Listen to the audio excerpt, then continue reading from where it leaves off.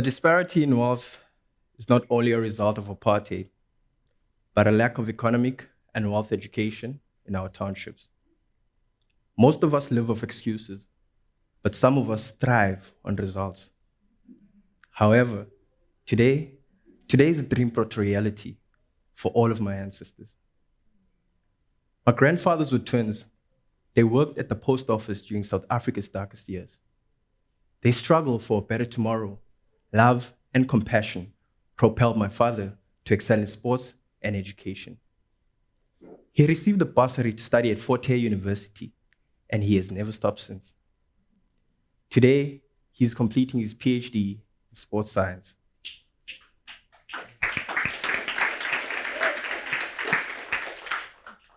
My grandparents were both a garden worker and a social worker.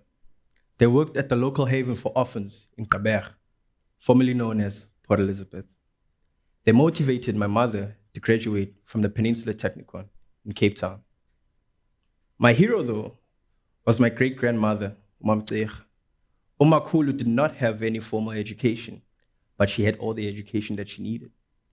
Umakhulu introduced us to entrepreneurship, leadership, responsibility, or in my case, professional troublemaking. In a 2-bedroom house in New Brighton, we were 7 siblings. Umakhulu sold ginger beer and cigarettes to make a living. Her son, my uncle, would fetch me early from preschool so he could put me on his shoulders with my wet nappy just so he could sing me songs of hope. When my mother returned from Cape Town, like many black women, she struggled to find work. When she eventually found work at Pick n Pay, she earned 2,500 Rand a month. But she was disciplined with the money. She was so disciplined that if I had to ask for 1 Rand, I had to make sure that I give her a valid reason why I needed that 1 Rand, do double the house chores or sell ginger beer. By joining a stokvel, she took me out of the schools in the area and put me into some of the best schools in the city. For those of you who do not know what a stokvel is, it is a rich club for poor and middle-class people in our townships. Don't say I told you that. It's equivalent to a unit trust. During my time at Malibu Primary School and Muir College Boys High School, I worked my butt off. Made sure to get good grades, excel in sports, in particular cross-country, as you can see. And I avoided detention. Okay, that's a bit of a lie. I opted for a whooping from the principal so that I do not have to stay on Friday afternoon. In general, I was a curious kid. And that is one of the keys to wealth. We have to become curious in order to become wealthy.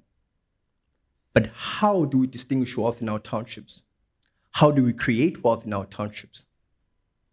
We start by acknowledging who we are, where we are, and we do not neglect our circumstances, but we embrace it to our advantage. At the corner of Keka Street in Zwide, yeah, the same Zwide our Springbok captain Siya Kolisi is from, is a Love Life Center. This hub for after-school programs has kept a lot of my friends busy. It has created so many business owners and entrepreneurs and people who went to university. We need more hubs such as this, the Khayelitsha Bandwidth Ban, the Philippe Village Cafe, to accelerate the process of wealth creation in our townships. Earlier this month, my digital wealth magazine and media production company, Successful Journals, opened up its new offices at the Khayelitsha Bandwidth Ban, all paid up for by the Small Enterprise Finance Agency. Ladies and gentlemen, it has never been a perfect time to gain information, both online and in person. Our mentors are next to us, in the books we read, in the seminars we attend, and online. We just have to approach them or read that book. My new co-entrepreneur at the Khayelitsha Bandwidth Ban, Luto Makeleni, buys and sells property. He does not come from a wealthy family. He did not have money when he started off. He approached his mentor on LinkedIn. And today, Luto is closing 7-figure deals. In the past 20 months of the national lockdown, as a result of the COVID-19 pandemic. We have seen so many people lose their jobs, and some, their businesses, close down. It set a lot of people back. But some became thousandaires, millionaires, and multimillionaires. How did they get it right? What is it that they did that others did not do? It's simple. They found the right places in which to invest. And some, their businesses innovated with the times. So what am I saying? We need to find the right places in which to invest. Whether it is through stock firm, property, land, stocks, to help people and to guide people in making the right choices, we write and share blogs on the Successful Journal's website and Digital Wealth magazine. But some people are still skeptical because saving money or investing is risky. Investing without risk management is gambling. You do not need money to start making money. You need a pen, a notebook, a diary, time, a workshop, and we share those too in our weekly newsletter for free. Find an industry you love. Become an expert in this industry. Do your homework thoroughly. Offer it as a service to NPOs, businesses, schools, and the government, and go get your paycheck. Take 20% from your paycheck, invest it. Take 10% and give it back to society, whether it is through mentoring, because we need more from the soil that we live in. I know it is hard. Trust me, I do. This takes a lot of discipline. The type of discipline my mother had with the 2,500 Rand. We need to live a few years below our standards while we create a life only a few can imagine. About 3 months ago, after a job well done for our NPO, Ngayise and Marele Foundation, my co-chair and I had just come back from a football game at Nyanga Stadium.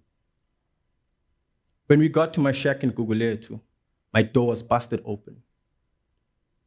All of my equipment that I had saved up for in the past year had been stolen. I was angry and devastated at the rest of the world until I realized whoever stole my equipment was a misguided entrepreneur who saw a gap in the market. And in this situation, I was the gap. I picked up the phone, I called my friend and mentor, Gareth Duncan.